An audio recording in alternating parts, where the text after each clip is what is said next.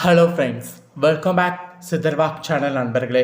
எனக்கு இந்த வீடியோவில் பார்த்தீங்கன்னு வச்சுக்கோங்களேன், மிக மிக முக்கியமான ஒரு மாத ராசி பலனை தான் பார்க்க போகிறோம். இது தமிழ் மாத ராசி பலனுங்க. தமிழ் மாதம் பார்த்தீங்கன்னு வச்சுக்கோங்களேன், 6வது மாதமானது பிறக்க போகுது. செப்டம்பர் 17ஆம் தேதி அன்னைக்கு தமிழ் மாதத்தில் 6வது மாதமான புரட்டாசி மாதம் பிறக்க போகுது. புரட்டாசி மாதம் பிறந்ததுக்கு பின்னாடி ஒவ்வொரு ராசிக்காரங்களுக்கும் தலைவிதி மாறும். அப்படி மாறக்கூடிய தலைவிதியை அந்தந்த ராசிக்காரங்க தெரிஞ்சு பயனடையணுங்கிறதுக்காக ஒவ்வொரு ராசிக்காரங்களுக்கும் டெய்லி புரட்டாசி மாத ராசி பலனை ஷேர் பண்ணிகிட்டு இருக்கேன். அதில் இன்றைக்கி இந்த வீடியோவில் துலா ராசிக்காரங்களுக்கு ஷேர் பண்ண போகிறேன். ஆல்ரெடி மேஷம், ரிஷபம், மிதுனம், கடகம், சிம்மம், கன்னி ராசிகளுக்கு ஷேர் பண்ணியிருக்கேன். இந்த வீடியோவில் கன்னிக்கு அடுத்து இருக்கக்கூடிய துலா ராசிக்காரங்களுக்கு ஷேர் பண்ண போகிறேன். இந்த வீடியோ துலா ராசிக்காரங்களுக்கு ரொம்ப யூஸ்ஃபுல்லாகவும் ரொம்ப இன்ட்ரெஸ்டாகவும் இருக்கும். ஸோ துலா ராசிக்காரங்க கண்டிப்பாக வீடியோவை ஸ்கிப் பண்ணாமல் பாருங்கள். உங்கள் ராசிக்கு என்ன மாதிரியான பலன் கிடைக்கும் அப்படிங்கிறத தெளிவாக இந்த வீடியோவில் நோட் பண்ணிக்கோங்க. நீங்கள் எந்த நட்சத்திரத்தில் பிறந்திருந்தாலும் பரவாயில்ல, வீடியோவை ஸ்கிப் பண்ணாமல் பாருங்கள். உங்கள் ராசிக்கு என்ன மாதிரியான பலன் கிடைக்கும் அப்படிங்கிறத தெளிவாக இந்த வீடியோவில் தெரிஞ்சு இந்த பலன்களுக்கேற்ப நடந்து பலனடைங்க. அதே போல் தமிழ் மாதத்தில் ஒவ்வொரு மாதமும் ஒவ்வொரு வகையில் சிறப்பு இருக்கும். அந்த மாதிரி புரட்டாசிக்கும் நிறைய சிறப்புகள் இருக்குது. ஒவ்வொரு ராசிக்காரங்களுமே புரட்டாசி மாதம் நிறைய சிறப்புகள் இருக்கிறத தெரிஞ்சுக்கணுங்கிறதுனால தான் முதல்ல புரட்டாசியுடைய சிறப்பை இந்த வீடியோவில் ஷேர் பண்ண போகிறேன். எப்படி ஆன்மீகத்தில் ஆடி மாதங்கிறது தெய்வீகமான மாதமாக கருதப்படுதோ, அதே போல் புரட்டாசி மாதமும் தெய்வீகமான மாதமாகவும் ப்ளஸ் முன்னோர்களுடைய மாதமாகவும் கருதப்படும். அதனால் புரட்டாசி ஒரு தெய்வீகமான ஒரு மாதம் என்று சொல்லலாம்.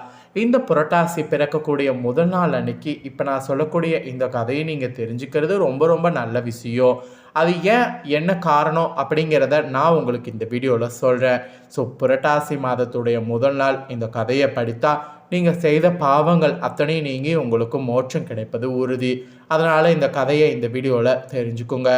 புரட்டாசி மாதம் என்றாலே பெருமாள் வழிபாட்டுக்கு உகந்த மாதம் என்பது எல்லோருக்குமே தெரியும். குறிப்பாக புரட்டாசி மாத சனிக்கிழமை வந்தால் சொல்லவே வேண்டாம். எல்லாருடைய வீட்லையும் தளிகையும் கோவிந்தா கோவிந்தா என்ற நாமமும் நிச்சயமாக உச்சரிக்கப்படும். வருடத்தில் 12 மாதங்கள் இருக்க புரட்டாசி மாதத்தில் மட்டும் பெருமாளுக்கு எதற்காக இத்தனை சிறப்பு பூஜை புனஸ்காரங்கள் என்றைக்காவது நீங்கள் யோசித்து உள்ளீர்களா?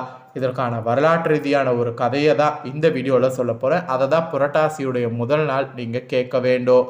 முன்பொரு காலத்தில் தொண்டைமான் என்ற மன்னன் வாழ்ந்து வந்தான். அவன் பெரிய பெருமாள் பக்தன். தன்னுடைய அரண்மனையில் தங்கத்தால் செய்த பெருமாளை வைத்து அனுதினமும் தங்க புஷ்பத்தால் வெள்ளி புஷ்பத்தால் அன்றாட பூஜித்து பெருமாளை வழிபடுவது மன்னனுடைய வழக்கமாக இருந்தது வந்தது. வழக்கம் போல ஒரு நாள் காலை எழுந்து மன்னன் சுத்தபத்தமாக குளித்துவிட்டு எப்போதும் போல பெருமாள் சிலைக்கு முன்பு வந்து அமர்ந்து தயாராக இருக்கக்கூடிய பூக்களை எடுத்து பூஜை செய்ய தொடங்கினான். ஆனால் மன்னன் எடுத்து போடக்கூடிய தங்க புஷ்பங்களும் வெள்ளி புஷ்பங்களும் வாசனை மிகுந்த மலர்களும் திடீரென களிமண் பூக்களாக மாறியது. மன்னன் புஷ்பத்தை எடுத்து பெருமாள் பாதங்களை முதல் முறை போடும்போது அந்த பூ களிமண் பூவாக மாறி பெருமாள் பாதங்களை விழுகிறது.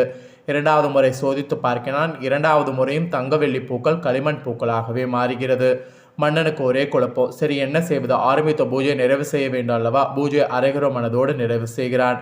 காலையில் இந்த பூஜை முடித்த மன்னனுக்கு மனதில் ஏகப்பட்ட குழப்பம். தான் செய்த பூஜையில் ஏதாவது தவறு நடந்திருக்குமோ, பெருமாளுக்கு ஏதாவது குறை வந்திருக்கின்றமோ என்ற ஏகப்பட்ட கேள்விகள் மன்னன் மனதில் எழுகிறது. அன்றைய நாள் முழுவதும் சரியாகவே செல்லவில்லை. மனக்குழப்பத்தோடு அரைகுறை வேலைகளை செய்து எப்படியோ நாளை கடத்தி விட்டான். இரவு தூங்குறதுக்கு முன்னாடி பெருமாளை வேண்டிக் கொள்கிறான். என்னுடைய பூஜையில் ஏதாவது குறை இருந்தால் என் கனவிலாவது வந்து அதை தெரியப்படுத்த வேண்டும் நாராயணா என்று கூறிவிட்டு தூங்க சென்றார் மன்னன். தன்னுடைய பக்தனுடைய வேண்டுதல்களுக்கு இணங்க பெருமாள் மன்னனுடைய கனவுல தோன்றி, உன்னுடைய குழப்பத்திற்கெல்லாம் விடை தெரிய வேண்டும் என்றால் நீ நாளை பீமாவை போய் காண வேண்டும் என்று கூறிவிட்டு பெருமாள் மறைந்து விடுகிறார். மன்னனுக்கு தூக்கமும் கலந்து விட்டது. இந்த பீமா யாராக இருக்கும் என்ற குழப்பம் மன்னனுடைய மனதில் எழுந்தது.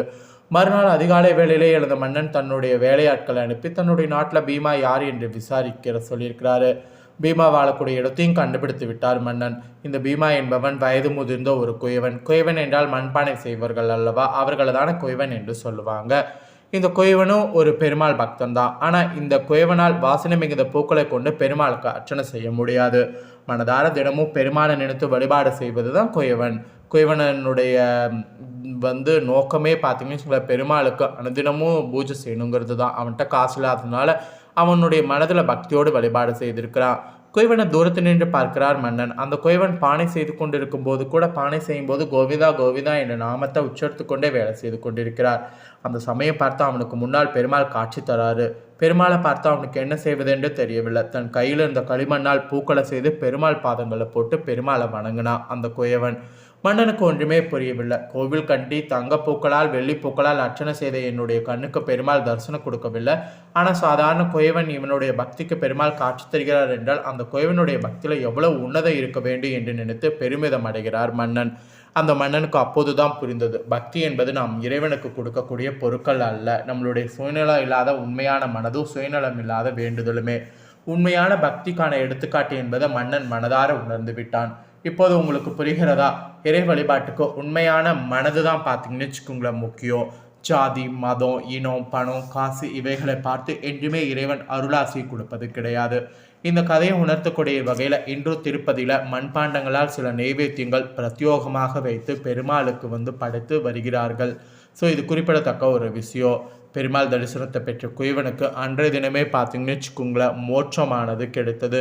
இந்த சம்பவம் நடந்தது பார்த்தீங்கன்னு வச்சுக்கோங்களேன் புரட்டாசி மாத சனிக்கிழமை. புரட்டாசி மாத சனிக்கிழமை அன்று யார் பெருமாளை நினைத்து கொண்டு பெருமாள் வழிபாடு செய்து கொண்டே இருக்கிறார்களோ அவர்களுக்கு பாவ விமோசனம் கிடைக்கும். புரட்டாசி மாத சனிக்கிழமையில கோவிந்தா கோவிந்தா என்ற நாமத்தை உச்சரிப்பவர்களுக்கு மோட்சம் கிடைப்பது உறுதி. அதனால தான் இந்த ஒரு கதையை நீங்கள் தெரிஞ்சுக்கணுங்கிறதுக்காக இந்த வீடியோவில் இந்த முக்கியமான கதையை உங்களுக்கு ஷேர் பண்ணேன். ஸோ இவ்வளோ நேரம் புரட்டாசியுடைய சிறப்பை பார்த்துட்டோம். இப்போ இந்த புரட்டாசி மாதத்தில் ஒவ்வொரு ராசிக்காரங்களுக்கும் தலையெழுத்து மாறும்ல, அதில் துலா ராசிக்காரங்களுக்கு என்ன தலையெழுத்து மாறுங்கிறத சொல்கிறேன். துலா ராசிக்காரங்க சித்திரம் 3, 4 பாதம், சுவாதி, விஷாகம் 1, 2, 3 பாதத்தில் பிறந்தவங்க வீடியோ ஸ்கிப் பண்ணாமல் பாருங்கள். ஃபஸ்ட்டு உங்களுக்கு என்ன மாதிரியான பலன் கிடைக்குங்கிறத தெரிஞ்சுக்குங்க. நியாயமான திட்டங்களுக்கு ஆதரவு அளித்து அடுத்தவர் மதிப்பை பெறக்கூடிய துலா ராசிக்காரங்களுக்கு இந்த புரட்டாசி மாதம் ஆக்கப்பூர்வமான யோசனைகளை செயல்படுத்தி எதிலும் வெற்றி காண்ற மாதிரி சூழ்நிலை உங்களுக்கு அமையும். தெளிவான மனநிலை உங்களுக்கு இருக்கும். அது மட்டும் இல்லாமல் சுக்கிரனுடைய சஞ்சாரத்தினால சாமர்த்தியமாக செயல்பட்டிங்கன்னா எல்லாத்துலேயும் சாதகமான பலன் பெறுவீங்க. உங்களுடைய செயல்திறன் பார்த்தீங்கன்னு வச்சுக்கோங்களேன் அதிகரிக்கும். ஆனால் உங்களுக்கு எதிராக சிலர் செயல்படக்கூடிய சூழ்நிலை இருக்கிறதுனால எல்லாத்துலேயும் பார்த்தீங்கன்னு வச்சுக்கோங்களேன் கவனம் தேவை. நெருக்கடியான சமயத்தில் எதிர்பார்த்த உதவிகள் கிடைப்பது தாமதப்படும். அந்த டைமில் ரொம்ப கவனமாக இருக்கணும். தொழில் வியாபாரம் தொடர்பாக உங்களுக்கு வீண் அலைச்சல் இருக்கும். சில நேரங்களில் முக்கிய முடிவு எடுப்பதில் தயக்கம் காட்டுவீங்க. அந்த மாதிரியான டைம் கொஞ்சம் நீங்கள் தயக்கம் காட்டுவதை அவாய்ட் பண்ணிவிட்டு முக்கிய முடிவுகள் டக்குன்னு எடுக்க பாருங்கள். அதுதான் உங்களுடைய தொழில் வியாபாரத்துக்கு நல்லது. வாடிக்கையாளர்களை அனுசரித்து செல்லணும். அப்போ தான் உங்களுக்கு கூடுதல் லாபமானது கிடைக்க பெறுவீங்க. உத்தியோகத்தில் இருப்பவங்க உங்களுக்கு திறமையோடு செயல்பட்டிங்கன்னா நிர்வாகத்தினால உங்களுக்கு பாராட்டு கிடைக்க பெறுவீங்க. ஆனால் அலைச்சல் உண்டாகும். அதுக்காக நான் வேலையெல்லாம் செய்ய மாட்டேன் அப்படிலாம் சொல்லக்கூடாது. வேலையும் செய்துட்டு உங்களோட இதையும் மெயின்டைன் பண்ணிக்கணும். ஸோ இது உத்தியோகத்தில் இருக்கவங்களுக்கு சொல்லப்பட்டிருக்கு. அப்புறம் கணவன் மனைவியாக இருக்கக்கூடிய துலா ராசிக்காரங்களிடையே நெருக்கமானது அதிகரிக்கும். மனவிட்டு பேசுவது நன்மை தரும். உறவினர்களுடைய வருகை இருக்கும். அவர்களிடம் நிதானமாக பேசுவது நன்மை தரும். பிள்ளைகளிடம் கோபம் காட்டாமல் அன்பாக பேசுவது நல்லது. மகிழ்ச்சி உங்களுக்கு உண்டாகும். பெண்களுக்கு கூட எதிலும் சாமர்த்தியமாக செயல்படணும். அப்படி பண்ணிங்கன்னா காரிய வெற்றியானது பெறுவீங்க. வீண் அலைச்சல் உண்டாகும். ஸோ வீண் அலைச்சல் உண்டாகாமல் இருக்க நிறைய விஷயங்கள் அவாய்ட் பண்ணுங்கள். வெளியிடங்களுக்கு சுற்றுறதெல்லாம் அவாய்ட் பண்ணுங்கள். மாணவர்களுக்கு கூட செயல்திறமையானது அதிகரிக்கும். உயர்கல்வி கற்பவங்க நீங்கள் கூடுதல் கவனத்தோடு இந்த புரட்டாசி மாதம் பாடங்களை படிக்கிறது நல்லது. ஸோ எதிலையும் கவனமாக மாணவர்கள் இருக்கணும். உங்களுக்கான பரிகாரமாக இந்த புரட்டாசி மாதத்துக்கு என்ன சொல்லப்பட்டிருக்குன்னா ஸ்ரீ சரஸ்வதி தேவியை பூஜித்து வரணும். அதை பண்ணிங்கன்னா அறிவு திறமை அதிகரிக்கும். கல்வியில் வெற்றி உண்டாகும். அதனால் மறக்காமல் அதை பண்ணிடுங்க. ஸோ துலா ராசிக்காரங்களுக்கு புரட்டாசி மாதத்துடைய சிறப்பும் புரட்டாசி மாதம் நீங்கள் பெறக்கூடிய பலன்களும் தெளிவாக இந்த வீடியோவில் எக்ஸ்பிளைன் பண்ணிட்டேன். எக்ஸ்பிளைன் பண்ணதை தெரிஞ்சிருப்பீங்க. ஸோ தெரிஞ்சதுக்கேற்ப நடந்து பலன் பெறுங்க. ஸோ இந்த வீடியோவை இப்போ நீங்கள் பார்த்து முடித்த உடனே இதை லைக் பண்ணி உங்கள் ஃப்ரெண்ட்ஸ் ஃபேமிலிக்கு ஷேர் பண்ணுங்கள். உங்கள் ஃப்ரெண்ட்ஸ் ஃபேமிலியில் இருக்கிறவங்களும் வீடியோ பார்க்கட்டும். அவங்களும் அவங்களோட ராசி துலா ராசியாக இருந்ததுன்னா இந்த தாள்களை தெரிஞ்சு இந்த தாள்களுக்கேற்ப நடந்து பலனடையட்டும். கண்டிப்பாக வீடியோ லைக் பண்ணி ஷேர் பண்ணுங்கள். உங்கள் ஃப்ரெண்ட்ஸ் ஃபேமிலியில் இருக்கவங்களும் பார்த்து பலனடையட்டும். மேலும் இதே போல் புதிய அப்டேட்டான நிறைய வீடியோ நம்ம சேனலில் போடப்படும். அதை எல்லாத்தையுமே உடனுக்குடனே தெரிந்து கொள்ள மறக்காமல் நம்ம சேனலை சப்ஸ்கிரைப் பண்ணுங்கள். கூட பெல் பண்ண ப்ரெஸ் பண்ணுங்கள். அதை பண்ணிட்டீங்கன்னா நான் போகிற மற்ற அப்டேட்டான வீடியோ உடனுக்குடனே தெரிஞ்சுக்கலாம். மறக்காமல் பண்ணுங்கள். நன்றி.